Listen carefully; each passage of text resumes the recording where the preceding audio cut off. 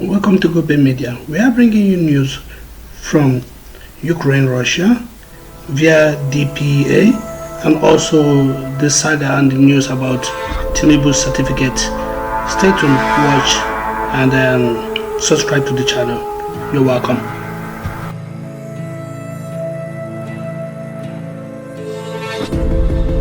For the 2nd to the 3rd of October. So, some conclusions. The Ukrainian forces probably saw my last sit rep and they got very pissed and they started to do more offensive action because I say that the offensive is over.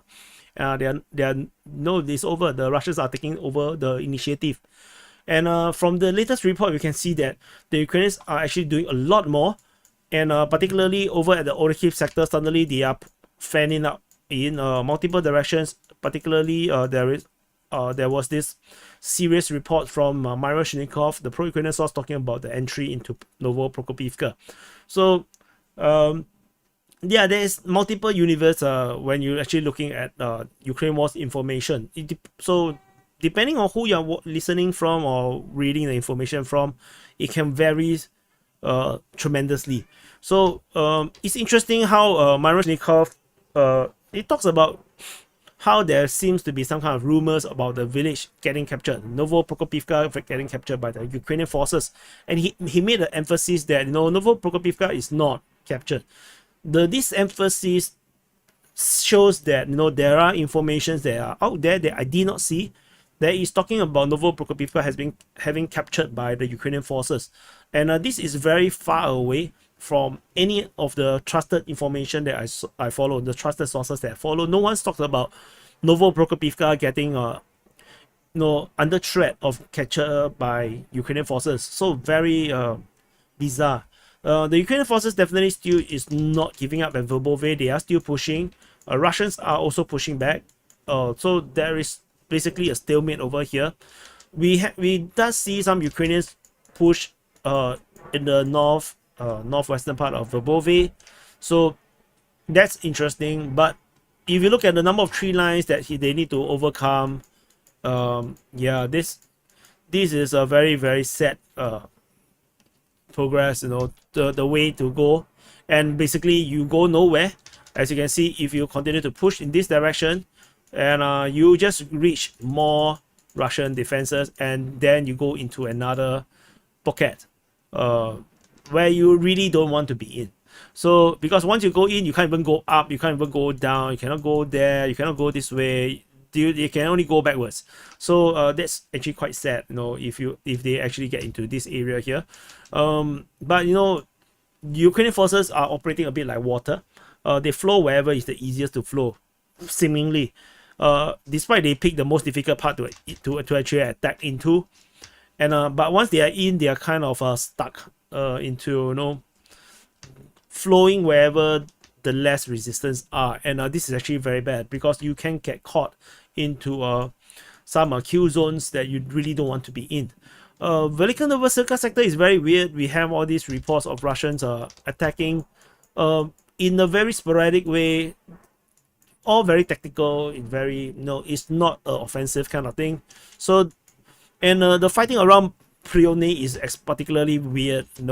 I'm not sure what's the objective over here. Maybe Ukraine really wants Prione because it is very strategically important. If you Ukrainians have this position, they can actually line up the defense line all the way to Staromayoske, and this will give them a very good defense line against the Russians, all the way to Zavene Bazania, all the way to Stepove. But the Ukrainians still struggles to capture Prione after a long time. Marinka, nothing much to talk about. Adievka, the Ukrainians are making a lot of pushes. Nevelske, Opitne, they are pushing north of Vodian. There's most probable push from at Krasnohorivka. The Russians are seemingly pushing back a little bit, but pretty much it's not going to go anywhere. The Adievka front is just too heavily defended. It's just too difficult to make some kind of frontline changes in this area here. And Ukrainians continue their major offensive in the south of Bakhmut. Klishevka region, Andrievka, Kodyomivka, as usual. But this these journalists appearing, or the Russian journalists appearing over at this position, is particularly, illuminating that the Ukrainians actually have not reached this eastern part of Klishchiivka. So, which means the Ukrainians are still trapped at these 3 lines here. They are still trapped in this area here, and they are unable to break into the 3 line that is probably now still under firm Russian control. And this is looking like a banana. And yeah, so, but if the banana got so many holes, don't eat it. Maybe got worms. And so the Ukrainians are also pushing in the north. So that's interesting. But yeah, it's just all going to be very, very difficult for the Ukrainians. There's no news around the north. It is a cat. This starting to look like a cat. Meow, no.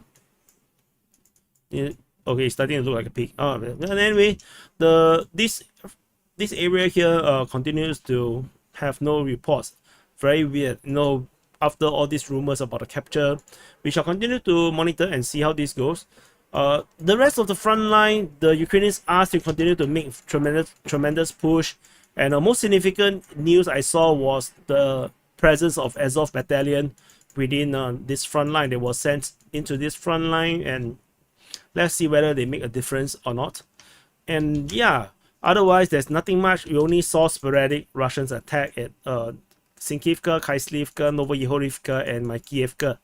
And yeah, I think these are all just raiding attacks. Can ignore, nothing very significant. So this is the conclusion.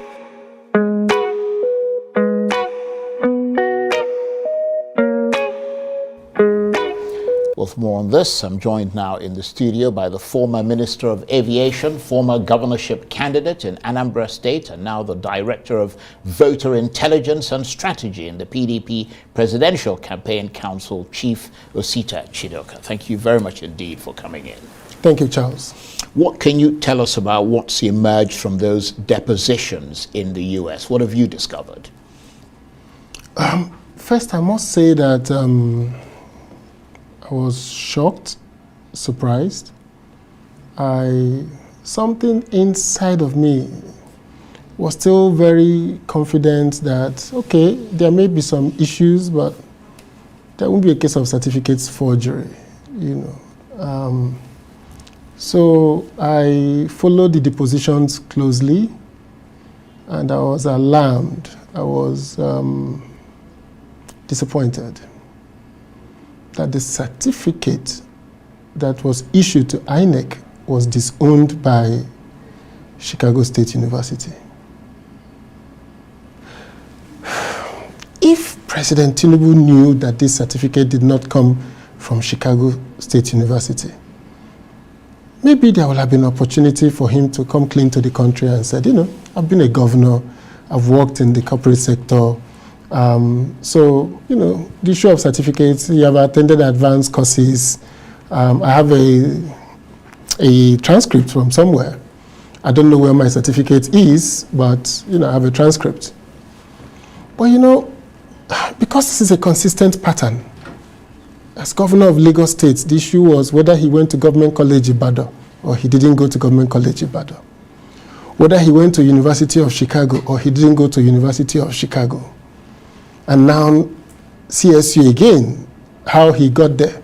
Now, all the ancillary issues around it, whether he came from Southwest College, whether he came with an HSC from London, whether he came with a certificate from Government College Lagos, which wasn't in existence at the time he filed it, are tangential to the issue.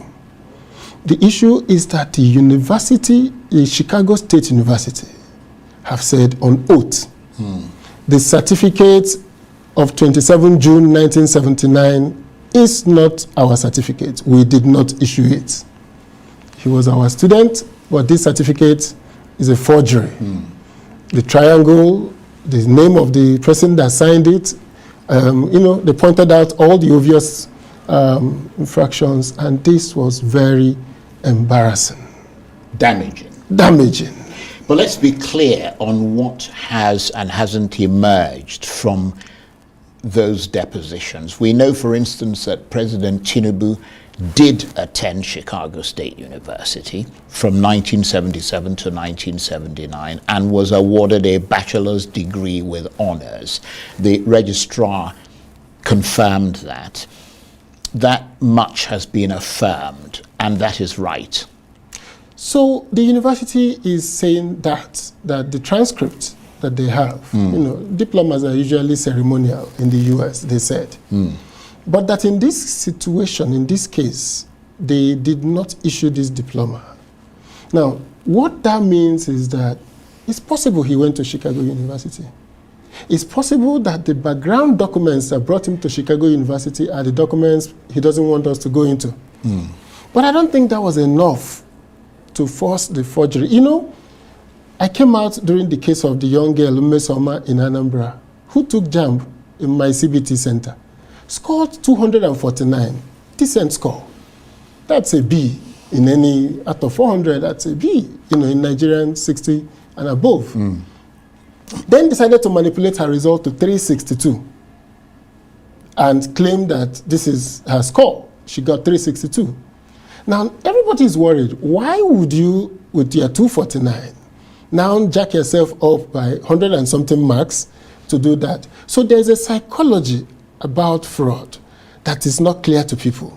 Why would a girl, a 19-year-old girl, why would you change your results to 362 from 249? But that's not... If you went to school, why would you now forge a certificate of the same school you went to? But that's a matter of speculation. I mean, the key legal issue is that you forged your certificate. Yes. That's the key legal issue, so the point I'm making is, I don't know why anybody would do that. To your point about he went to the school. So my point is, I can see that with Umesoma. She took JAMB. She got 249. Why would you do this? I don't know why. But I don't know why, and it doesn't concern me. My concern on this matter is, why would you then forge the certificate of a university that you went to? Or maybe your concern is that you believe you have evidence to now prove that he forged his certificate. The university under oath said so. I'm quoting them. Right. I'm not saying... So you have legal experience as well. So the legal question is, does the fact that Mr. Tinubu allegedly submitted a fake certificate to INEC invalidate his claim to have attended and graduated from Chicago State University? And the answer, according to the university's registrar, is that it does not. Okay, so the university registrar is not in a position to determine what the outcome of a forged document is. In the US, all the president needed to have done was to send in his transcript and say, I lost my certificates, but here are my transcripts. He didn't do that. Now, Section 1371J says, if you provide, no person shall be qualified for election to the office of the president if they have presented a forged certificate to the Independent National Electoral Commission. But we know that's about Nigeria. So in the US, it may not be an issue. I understand. But by the Nigerian law, it invalidates his candidature, not whether he went to CSU. He has left the domain of whether he went to CSU. We've left that. Here is whether he is qualified. Now, because there are two important things that happened in his affidavit. He swore to an oath that he did not attend the primary school, that he has no secondary school certificate, and that he has only the CSU certificate. Once you tendered that, it became an issue. It became, a point in issue, a fact in issue. So now, if the CSU certificate is not genuine, was not issued by the university, it then means there's nothing to fall back on. There's no secondary school certificate. There's no primary school certificate. It's still a mystery how he got to university without those two, but let's assume he did. Smart guy. He walked into university and showed them he's smart, and they took him. So what the problem now is that if you remove that CSU certificate, then that form is empty. There's nothing to fall back to. He then doesn't meet the qualification for the office of the President of Nigeria, which requires you to have a school certificate at the minimum, or other certificates acceptable to INEC. Right. So I suppose the next logical question is, what are you going to be able to do with this new material from Chicago to support your case here in Nigeria? Can you submit it as fresh evidence to the Supreme Court or not? We plan to do that. We're going to submit it to the Supreme Court. Right. Whether they will accept it is Right. a question Right. for them. But I think this is beyond legalism. I think it's beyond legalism. I don't think that Nigeria as a country should be debating whether the Supreme Court will accept a document. We're internationally embarrassed. We're going to be the subject of international conversations. Our president will be the subject of a man who is going to be needing to make difficult decisions in Nigeria.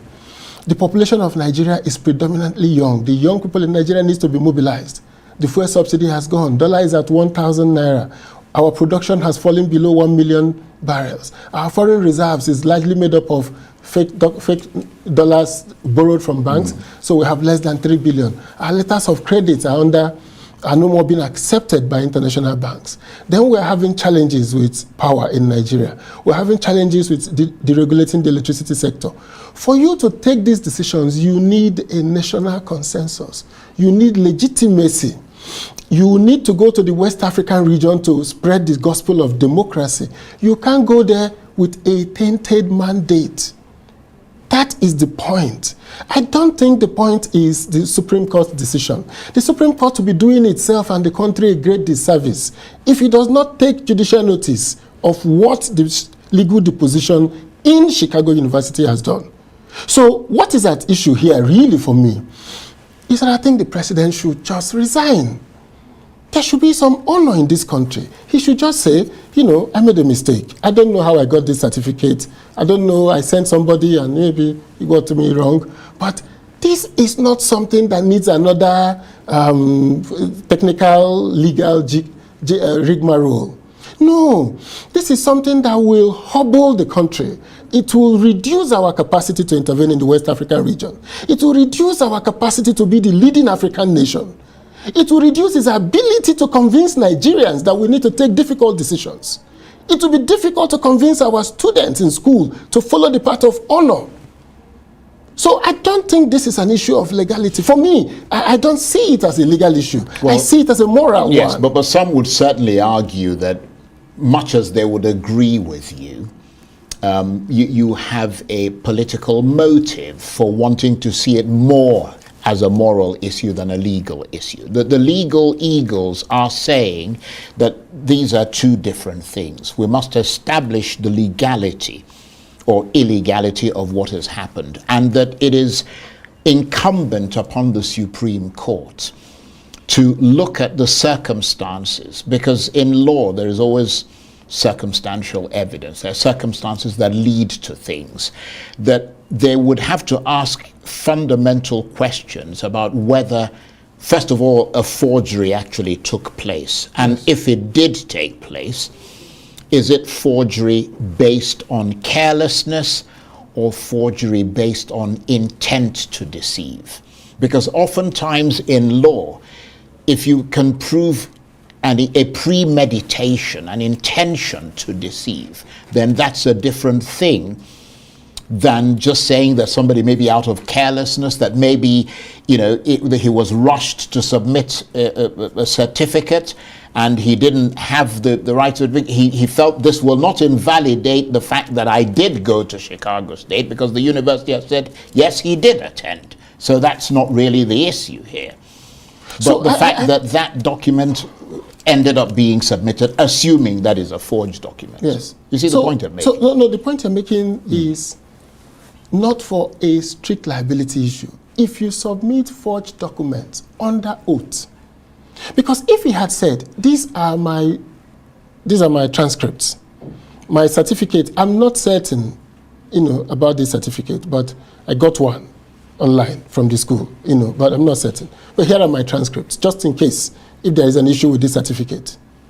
But if you submitted a certificate of a university, you did not present a secondary school certificate, you did not present a primary school certificate, you have been the subject of an investigation about whether you went to Government College Ibadan and you didn't go. Whether you went to University of Chicago, you said it was a mistake. We accepted that, Africa, you remember the mistake in filling your form. Ganifa Wemi died fighting this cause, to say, you need to investigate this man. He didn't go to these schools he's mentioning. So now we have another issue. Since 2007, when he left as governor, if he had gone to write GCE, like a governor did that, gone to write GCE, 2 papers, he doesn't need to pass. He just needs to be present. Our constitution does not require you to pass. The biggest job in Nigeria doesn't require you to be brilliant. It doesn't require you to have minimum academic capabilities. He could have just said, you know what, I went and took WAEC. Here's my WAEC certificate. Case dismissed. So for the sense of impunity, of entitlement, to wait for 16 years since 2007, to get to the point when you are going to be president and you are the subject again of another certificate scandal, it means that you have no regards for us as Nigerians. Well,